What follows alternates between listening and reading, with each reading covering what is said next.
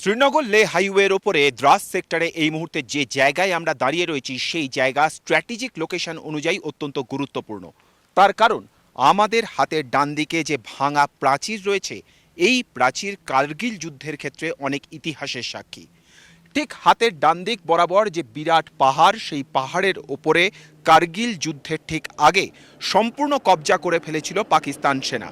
তাদের মূল লক্ষ্য ছিল এই হাইওয়ের ওপরে। তার কারণ এই হাইওয়ে যদি তারা ধ্বংস করে দিতে পারে, এই হাইওয়ে যদি তারা কবজা করে নিতে পারে, তাহলে লে লাদাখ সহ বিস্তীর্ণ এলাকা পাকিস্তানের দখলে সেদিন চলে যেত। এবং সেই কারণের জন্য লাগাতার এই হাইওয়ের ওপরে প্রতি মুহূর্তে শেলিং করত পাক সেনা। এবং সেই কারণে সেই সময়কার যারা সেনাবাহিনীর জওয়ান ছিলেন, তাদের যাতায়াতের জন্য, কনভয়ের জন্য এবং সেই কনভয় রক্ষা করার জন্য এই বিরাট দীর্ঘ প্রাচীর তৈরি করা হয়েছিল।